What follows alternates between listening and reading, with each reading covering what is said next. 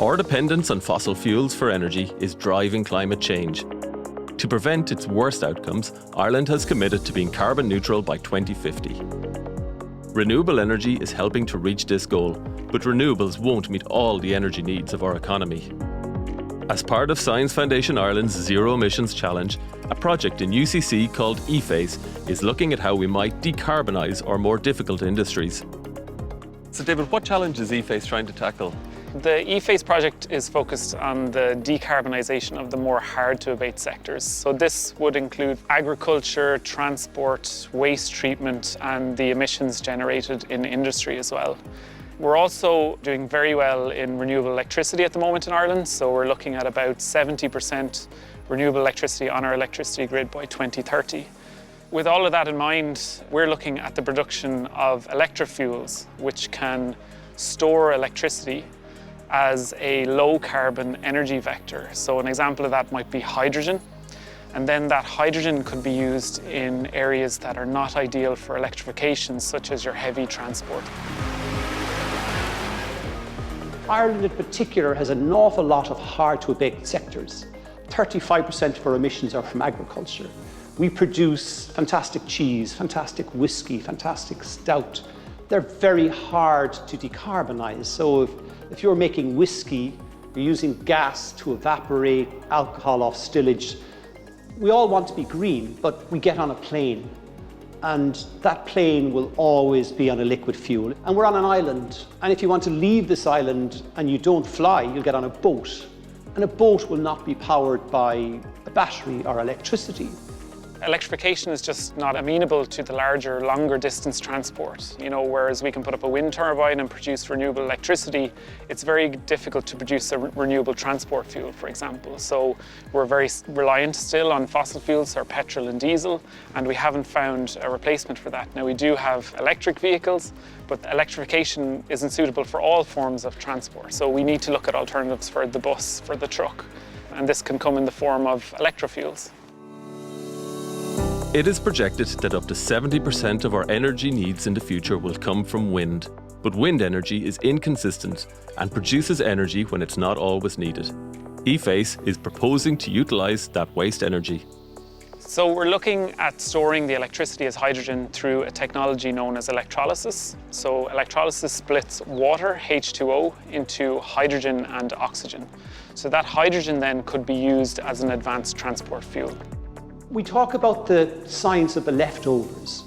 So we're saying in our project, if you put an electrolyser at a wastewater treatment plant, you capture electricity that's left over. And then the electrolyser splits water into oxygen, and we can put oxygen into the wastewater treatment plant to decarbonise wastewater treatment. So now you've taken the leftover of electricity, you've made oxygen that decarbonises wastewater treatment, and you're producing hydrogen. But we can also use hydrogen to capture CO2 and make a fuel. So we envisage electrolysers at a whiskey factory, at a cheese factory, capturing the CO2, waste electricity producing hydrogen, and we react hydrogen with carbon dioxide and make methane. And methane goes into the gas grid. But we can go to methanol, and methanol can power a ship, so you can travel to England sustainably. And hopefully that will lead on to sustainable aviation fuel, so you could fly to Australia from CO2, from whiskey, and from hydrogen from excess wind. We're looking at numerous different technologies. Some of them are our own novel, innovative technologies, such as our biomethanation rig. And in this rig, we can actually allow for carbon capture and utilisation. So we're taking in biogas from anaerobic digestion, we're combining it with the hydrogen produced from our electrolyser. And in this novel reactor, we have bugs that consume both carbon dioxide and hydrogen to produce methane, which is another advanced transport fuel. If we have a wastewater treatment plant, we have wet sludge which produces methane, slurry produces methane, cheesed waste produces methane. We capture the methane, we put it into haulage, which is not suitable for batteries, and we now have created a fuel out of leftover products that is greenhouse gas negative. So we can have solutions to those apples on the top of the tree using the leftovers. And I think that's what makes us come in here every day and try to solve problems. And that little rig downstairs is the center of all that thought process, because that rig connects electricity via hydrogen with carbon dioxide that could come from a cement factory.